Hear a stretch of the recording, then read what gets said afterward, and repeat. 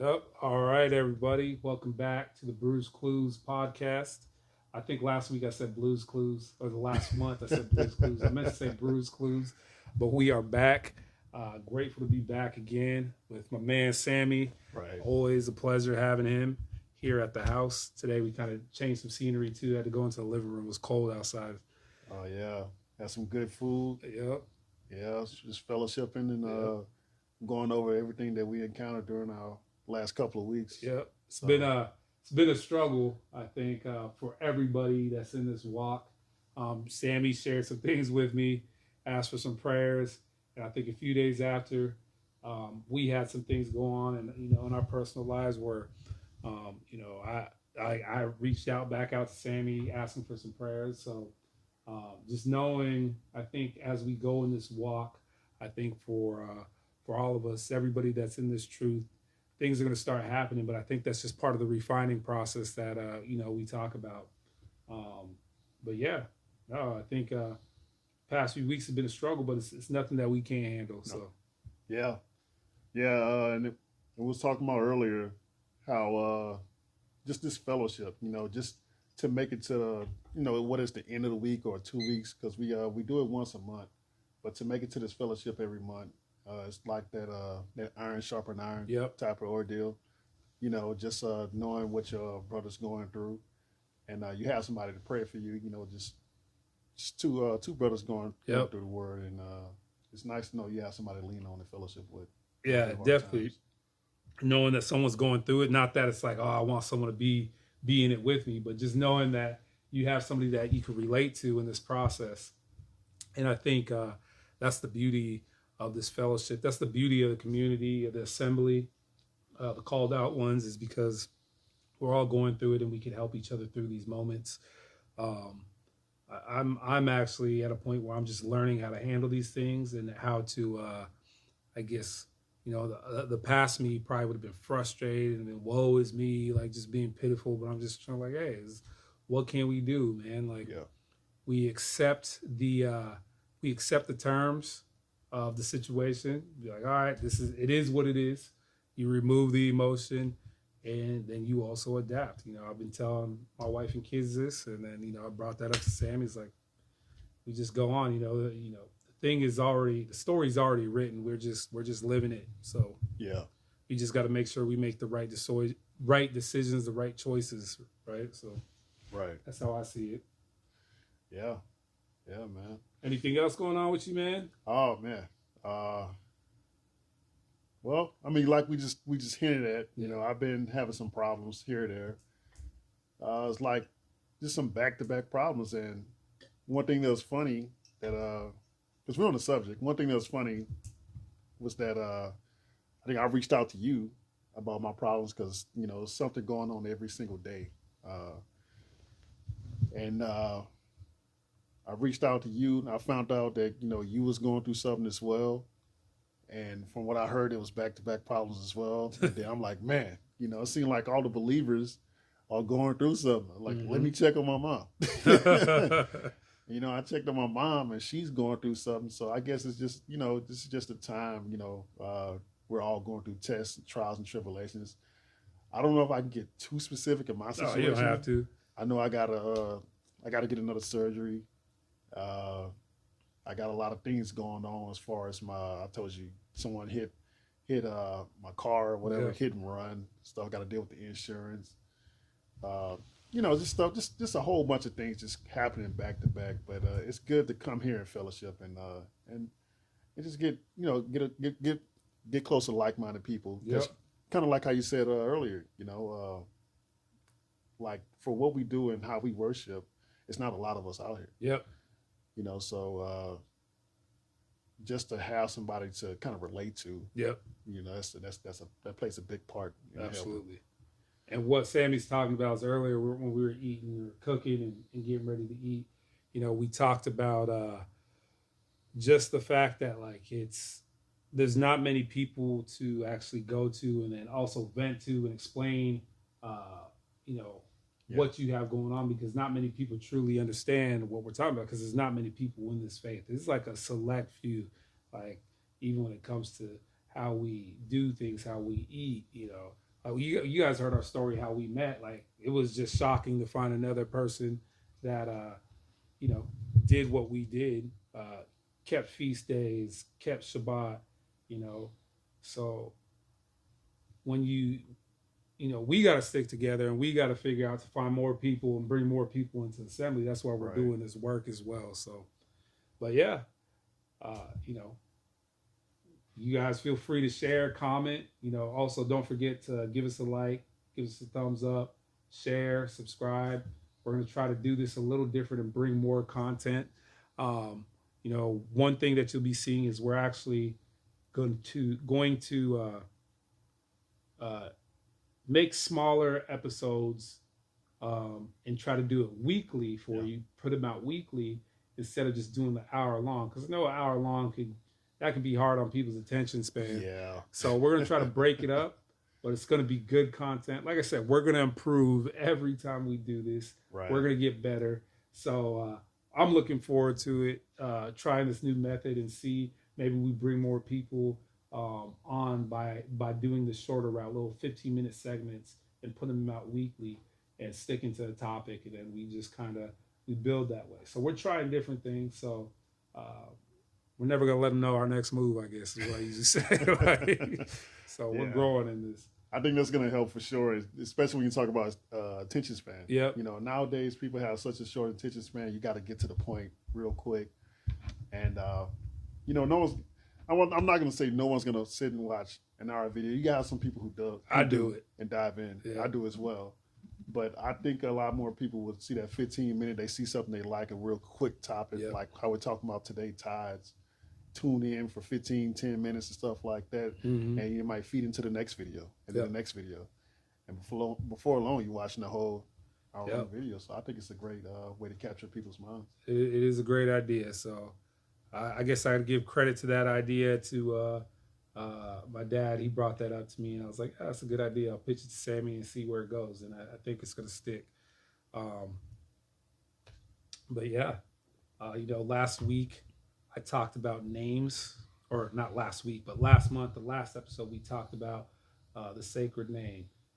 We're going to get back into that a little later, but Sammy has a good lesson. You want to tell him about the lesson? Oh, yeah. Today's lesson, we're going to get into some tithes and offerings. It's going to be good. I'm excited about this one. That's the biggest, I won't say biggest debate, the biggest thing going on in the church right now. And even in the Hebrew community, you know, it's a lot of people still giving tithes. And we talked about this early on when we first started our first podcast, the stuff we was going to get into. This is one of the biggest ones. One of the ones I definitely want to attack. It's one of my biggest pet peeves. Mm-hmm. People taking advantage of people. Oh, yeah. Robbing people blind. Yep. We can put up so many videos, and I'm pretty sure you guys have seen so many videos of people just preachers mistreating the congregation and just robbing people blind. Mm-hmm. You know, we watched a couple earlier today, you know, and it's just so. We're going to post those too. I'm going to post those. That's going to be some good talking points. And hopefully when you guys see that and when Sammy, through his lesson, exposes the falsehoods, hopefully you guys will see it too and realize, like, dang, what are we doing? Yeah, man. And that's what it's coming down to, you know. We have to crack this book open for real and just start dissecting it and really understand what it's saying. You know, it's time for these lies to go away. We got to fight back. Exactly. And speaking of time for these lies to go away, before we actually get into that topic of tithe and offerings, you know, I've had a bunch of thoughts pop into my head, and I even shared some with Sammy. I have a few different thoughts that popped into my head, and I'll share them here before we actually start this teaching. Because this segment right here is just the chopping it up segment. All the juicy stuff is going to get in, you know, come in this next segment too. So just stay tuned and be patient. But, you know, when we talk about these falsehoods, I think it's very important, right? Because even scripture says, do not add to or take away from this word. Right. And we have to be very cautious on how we do this and what we think or what we teach, and make sure that it's coming straight from this. We talked about it the last time. Like, we want to make sure we come straight from this and nothing else. And we're not adding to and taking away from the word. So we're going to try to keep from that. And, talking about falsehoods, as I was talking to Sammy the other day, and, you know, this could be a hot take, right? Who built the pyramids? Who Oh built the yeah, pyramids, right? yeah, And to me, that was another like awakening moment. Like, do not add to the word or take or take from the word, right? Because I think that's what a lot of teachers have done. right. Even if you've seen the movie The Prince of Egypt, have you seen that movie? No, I Old haven't. cartoon movie. Really, at the time I thought it was a really good movie. Mhm. Except for the fact is there's a little replacement theology in there, and you guys should know what I mean by that at this point. Maybe not, but that goes into those that say they're Jews but are not, synagogue of Satan. And that whole replacement theology, we know who the real Brews are, the real Jews are. So, Mhm. anyways, uh, there's that, and I thought it was a well done movie. Other than those things, but there's a part where in the beginning where it shows the Hebrews getting whipped, and they're moving these Mhm. big stones, and they're building the pyramids. And so that got me thinking because I had a conversation with somebody at work, and he was like, "Oh, when the Jews were building the pyramids," I was like, "Wait, hold up. Can any of you tell me where in Scripture that it says that?" Nobody can tell me in Scripture. And if you can, I'd like to see it. But does it say the Hebrews specifically were building the pyramids? And so that is a falsehood that is taught because it doesn't say that in Scripture. Mhm. It says they were building cities, like you said. I believe it was Shemot or Exodus 1. Let's look. Let's. Yeah, I'll bring that up for he's you. going to bring it up, but it was in Exodus, or what I say, Shemot, which is the Hebrew word of Exodus or Hebrew name for Exodus. But it doesn't say they built pyramids. It says they built cities. And if you go into, I believe it's Jubilees, which I don't have that verse off the top of my head because now I'm just spewing out how you can, you guys could easily research this. But it said the Hebrews were making bricks with mud.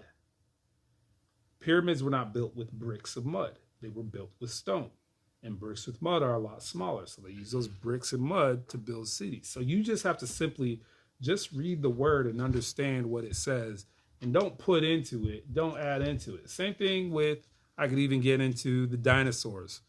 Where in scripture does it say there's dinosaurs and all these crazy things that people are like, well, the there's one where it's like the great beast. It didn't say dinosaurs because that is a new name, new creation.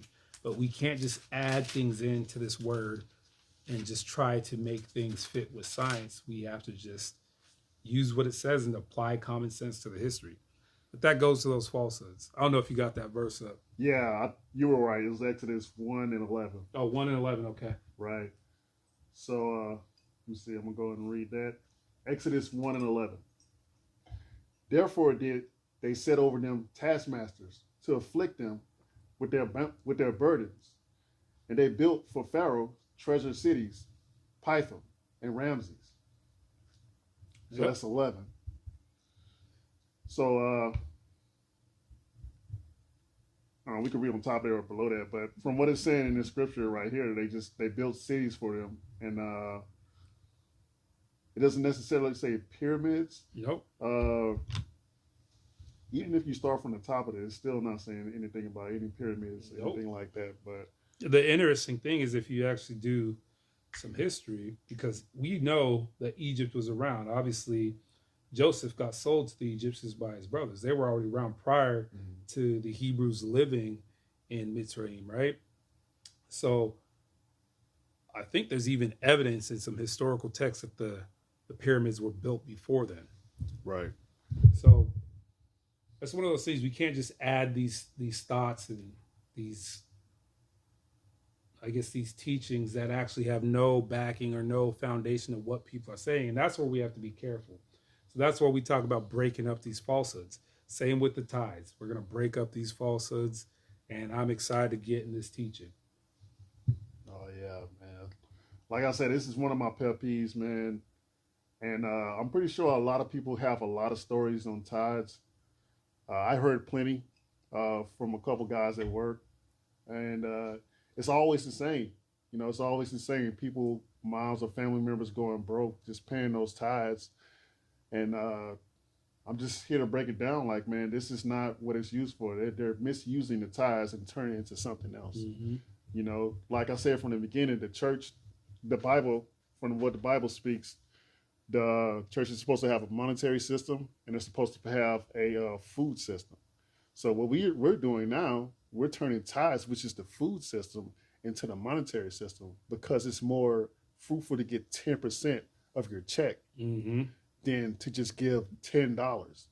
And I'll show you guys what I mean about $10. That's going to come later with the shekel of the sanctuary, which I just explained to Jamal the other day. Like, when we put that lesson out, we're going to be the only ones with that lesson that I've heard of. So that is a very important lesson because no one teaches it, and for a good reason, because it's going to stop them from robbing people blind. Yep. You know, so I can't wait but first off, we have to set the foundation, which we have to figure out what tithes is. Yep. And we're going to have to go from that to the shekel of the sanctuary. So if we take the monetary system away that they have out today, we have to figure out what the real monetary system is and how to use it. Yep. Which we'll see some of that in here as well. All right. Well, I think we're going to get ready to get into it on that. But with all that being said, thank you guys, because this is that first segment. We're doing these 15-minute segments for the first time. We just had to get comfortable and start chopping it up and kind of build it up and let you guys see what we're about. But tune into the next segment. Stay tuned. Be ready to learn. We will be going over tithes with Sammy. But that's all we got for this segment. See you on the next one. Be ready to learn. Get your notes. And check this thing out, all right? All right.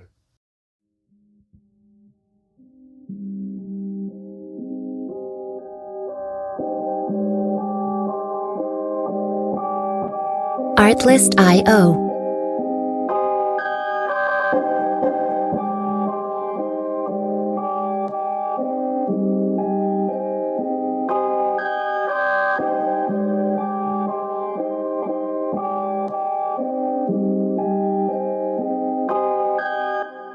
Music licensing reimagined.